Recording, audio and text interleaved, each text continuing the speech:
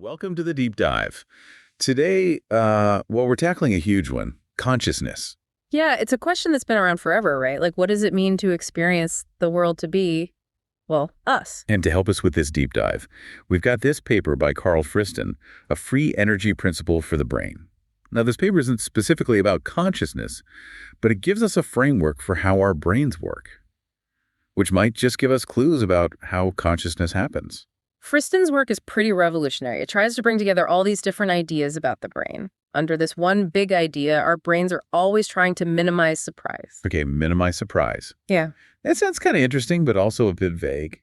What does that actually mean, like, for how our brains work? Well, think of it like this. Imagine you're walking through the woods and you see a shadow behind a tree. Your brain instantly starts making predictions. Like, is it a squirrel, a bird, a snake? So my brain is, like, always guessing what's going to happen. Yeah, exactly. And the more accurate those guesses are, the less surprised you are. Now, Friston says this drive to minimize surprise is really fundamental to how our brains work at every level. So it's not just about avoiding jump scares in the woods. It's actually shaping how we see and interact with the world all the time. Totally. Yeah. Friston calls this the free energy principle, and he says it applies to more than just humans. It applies to any self-organizing system, from single cells to whole ecosystems. It's all about maintaining order and minimizing chaos. Okay, I see how this connects to survival. Yeah. If my brain's good at predicting what's going to happen, I'm less likely to get caught off guard and eaten by a bear or something real. Exactly. But it's more than just survival. This principle helps explain how we learn, make decisions, even experience emotions. So how does this prediction machine in our brain actually work? Like, does it involve neurons with tiny crystal balls or something? Not quite. One of the main ways it works is through something called predictive coding. It's basically that our brain is organized in a hierarchy with different areas handling different levels of information. It's like a pyramid, right? With basic stuff at the bottom and more complex stuff at the top. Exactly. And the higher level areas in the brain send down predictions to the lower level areas, like, I think I'm about to see a squirrel. Then the lower level areas, which are getting information from the eyes, they compare that prediction to what they're actually seeing. So it's like a back and forth between what I expect to see and what I'm actually seeing. Exactly. And any mismatch between those creates a prediction error.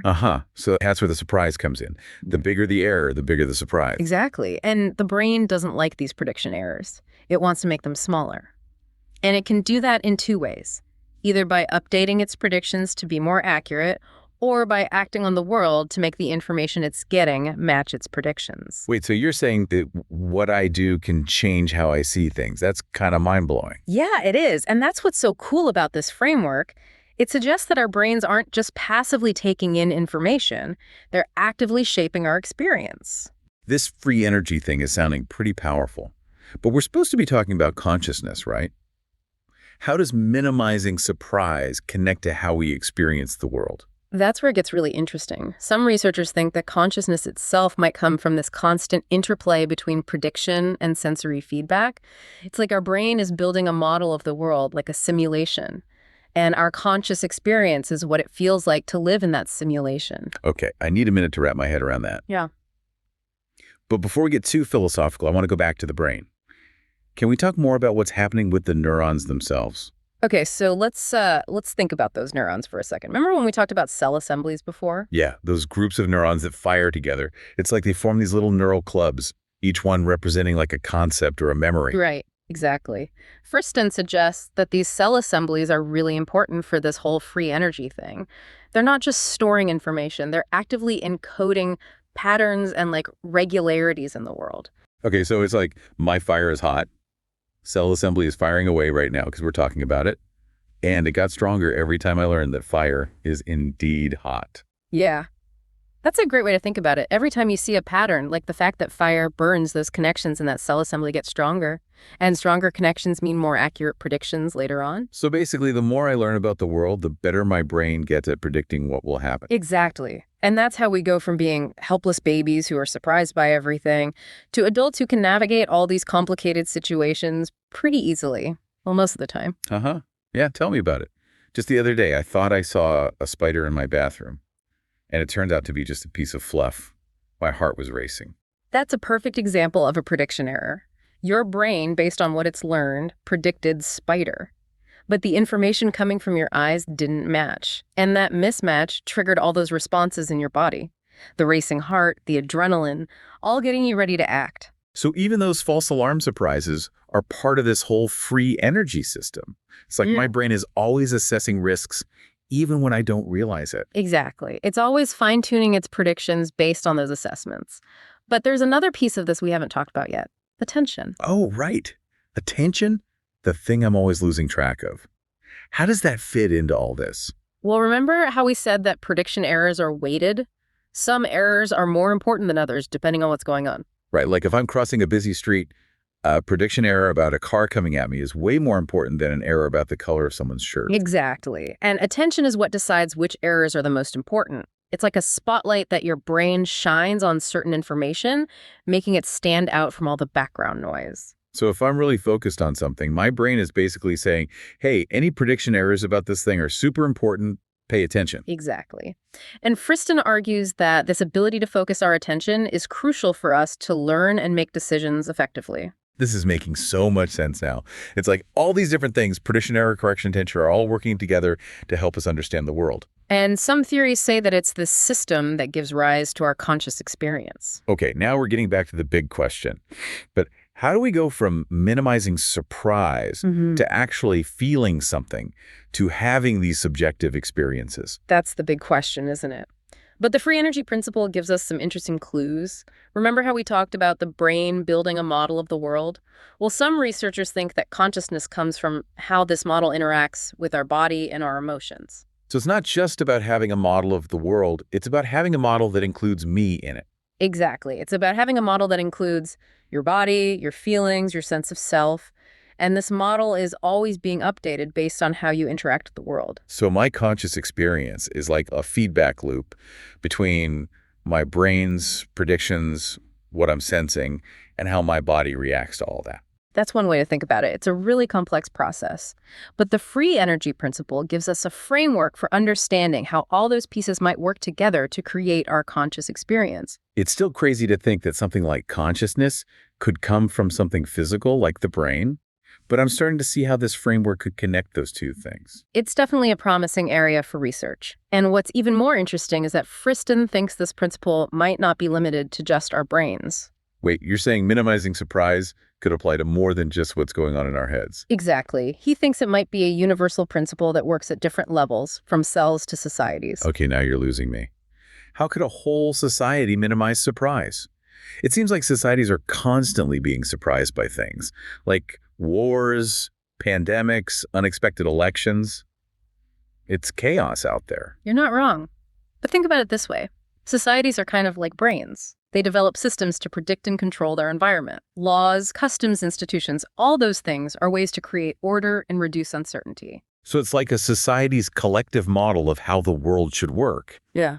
And when someone unexpected happens, it throws the model off, and the society has to adapt. Exactly. Think about the COVID-19 pandemic. That was a huge prediction error for societies all over the world. Suddenly, our models of how we work, travel, interact with each other were totally disrupted. We had to come up with new systems, new norms, new ways of minimizing the surprise and the chaos. Right. And we're still adapting. Of course, applying the free energy principle to something as complex as a society is still pretty theoretical. But it's an interesting idea, and it shows how powerful this framework could be for understanding all kinds of complex systems. This is blowing my mind. We started with the brain, and we talked about consciousness, and now we're talking about societies as giant prediction machines. And we haven't even talked about the implications for AI. Oh, right, AI. I knew there was something else I was thinking about. So how does all this relate to building intelligent machines? Well, if the free energy principle is really fundamental to intelligence, then it could be a blueprint for designing AI systems that are more robust, adaptable, and maybe even capable of something like consciousness. Conscious AI, that sounds like something out of a sci-fi movie. But I guess if our consciousness comes from minimizing surprise, then it makes sense that an AI doing the same thing might also develop some kind of consciousness. It's definitely a possibility we're thinking about, and it raises a lot of ethical questions, which we should definitely discuss. But first, let's look at how this principle is already being used in AI research. So we were talking about how the free energy principle could be used to design AI that's more adaptable and strong, and maybe even capable of something like consciousness.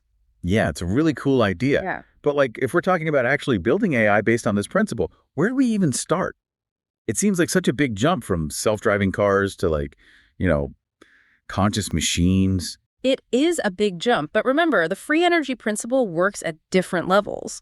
Like, our brains build these complex models of the world by starting with simple predictions and then building on them. We can approach AI the same way. So instead of trying to build a fully conscious AI right away, we could start with simpler systems that use the free energy principle to learn and adapt to specific things. Exactly. And researchers are already doing this. Like, there are AI systems being developed that can control robotic limbs really well, all because of algorithms based on the free energy principle. These algorithms let the robot constantly predict what it expects to feel as it moves, and then it adjusts its movements to minimize any differences. So it's like the robot is always learning and refining its understanding of how its own body works in the world, kind of like how a baby learns to reach for a toy. Yeah, that's a great way to think about it. And the more the robot interacts with the world, the more accurate and detailed its model becomes. This is huge for fields like prosthetics and robotics, where we want to create machines that can interact with the world smoothly and adapt to different situations. That's amazing. It's like we're using the brain as inspiration to build a whole new type of intelligent machine. And as these AI systems get more advanced, who knows what they'll be able to do? Some experts think that as AI learns to build more and more complex models of the world, they might eventually show something that looks like consciousness. Okay, but what would that even be like? Would we have robots thinking about their own existence and writing philosophy books? It's impossible to know for sure. But some people argue that consciousness is really about having a model of the world that includes you in it, a sense of self, a perspective from which you see the world. If we can build AI that can do that, then it's possible they might develop some kind of subjective experience. That's both exciting and a little scary, to be honest. If we're creating machines that might be conscious, don't we have a responsibility to treat them ethically? Absolutely. That's one of the biggest questions we're facing with AI right now. The free energy principle, with its focus on minimizing surprise and keeping things in order, might actually help us figure out how to develop ethical AI. If we build AI that wants to understand and predict the world rather than control it, then maybe we can have a future where humans and AI get along. That's a lot to think about. I mean, we're still trying to figure out our own consciousness, and now we're talking about creating artificial consciousness. It feels like we're opening up a whole new world of unknowns. Yeah, it's definitely uncharted territory. But that's what makes it so exciting. The free energy principle gives us a whole new way to look at the brain consciousness and even the future of intelligence. It's a framework full of possibilities, and it's going to lead to a lot more cool discoveries in the years to come. It's definitely made me rethink how my own brain works, not to mention the potential of AI. I think this is a conversation I'll be thinking about for a while. Yeah, like with all deep dives, sometimes the most interesting part is realizing how much more there is to learn. The world of consciousness, whether it's biological or artificial, is huge and full of mysteries. And I think that's a beautiful thing. Well, listeners, that's the end of our deep dive into the world of the free energy principle. We've covered a lot today, from how the brain works to the idea of conscious AI. I hope you've enjoyed it as much as we have. Until next time, keep those brains buzzing, keep those predictions going, and never stop exploring the amazing world of the mind.